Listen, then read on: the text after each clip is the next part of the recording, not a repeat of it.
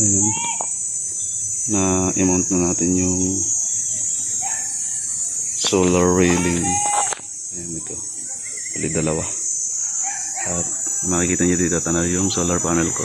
Likuran lang to ng bahay ko. Ayun, solar panel ko. At ayan, lalagay na natin yung panel. Bali, maraming form dito si tatay, si ate, kalamansi, tsaka manok. Ayan. Ipo-pull off grid nila yung kanilang kuryente dito.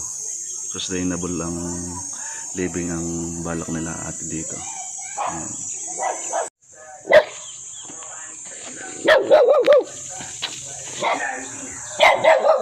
Yung differences kasi is very important. Yung differences is matingkad kesa dun sa similarity. So, not war. Right? So, tayo, meron tayong territorial dispute. Right? Sila, Sa taas ako, may meron na sila. Na-invade na sila, nakalaban nila. So, hindi na territory, depensahan natin yung soberanya natin.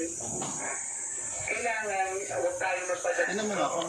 Tayo rito sa pagkikilos. Hindi, lapat mo sa hagdan.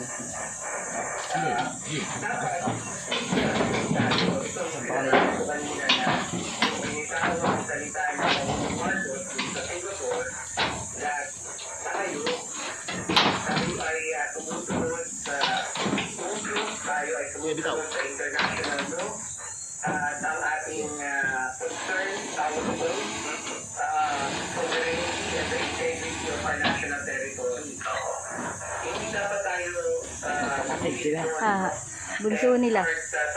Bunso. Bunso? yung mga tunggali ng iba't ibang bansa sa isa't isa. Pero hindi maiwasan na magkakaroon ng ibang impresyon rito. Saan ka nang trabaho? Sa Toyota ho. Toyota? Santa Rosa. Alam mo naman ang China Road.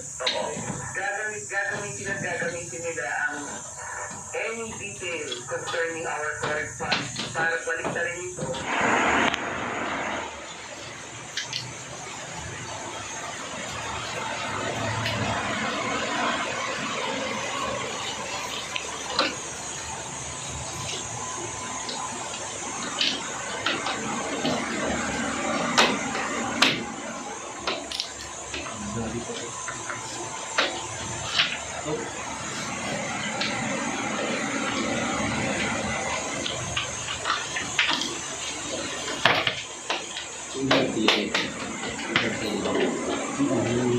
Nasa dito.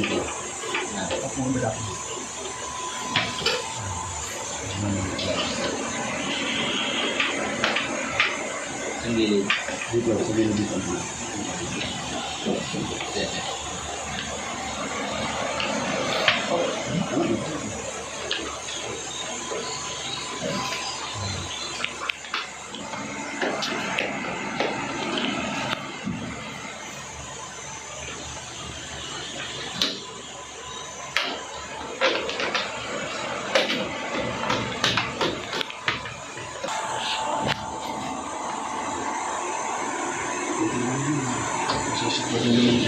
Kumaka-eskwala.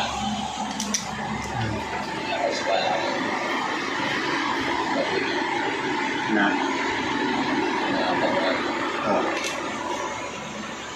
Ito naman.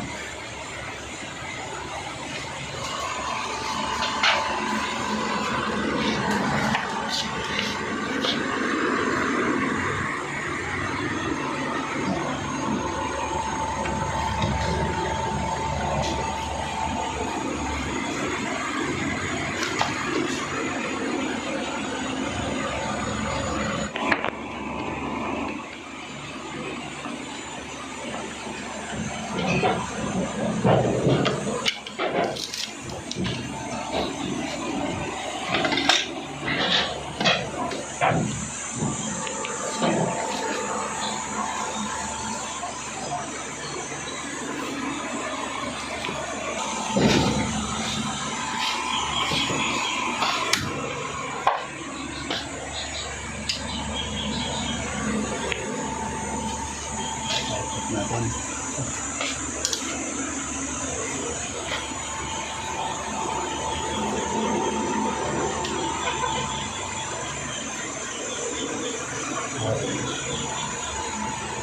So, kailangan natin tester. So, testerin muna natin kung may harvest na yun, kung may voltahe na yung solar panel. So, gamit ang ating clamp meter o double check. Kailangan natin ito yung voltahe.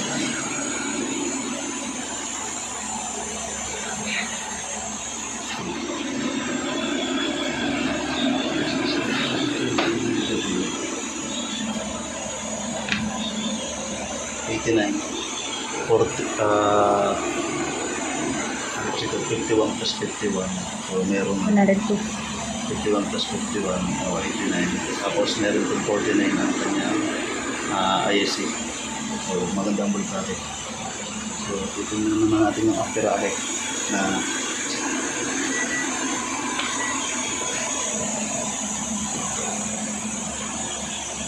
.5 o 50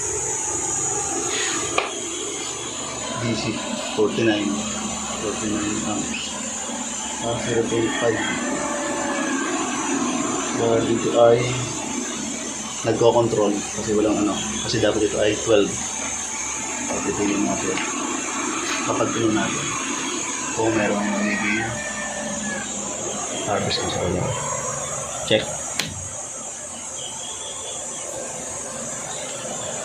Charging.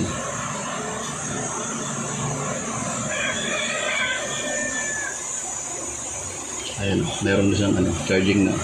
Charging icon na. Ano natin?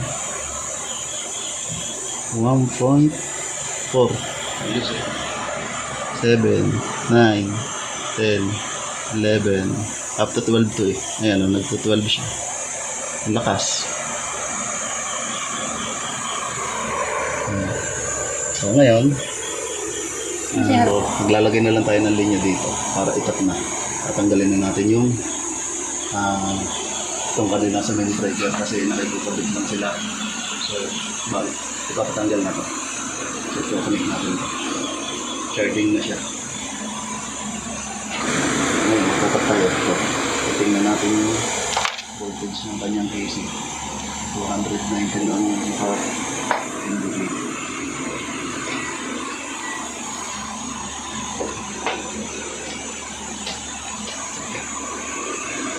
Try na siya. 219.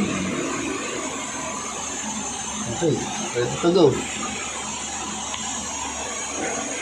Ayan, sa mga gustong magpakabit ng solar, ito po, hybrid off-grid. Gamit po natin ang Muri hybrid off-grid low frequency inverter. Ayan.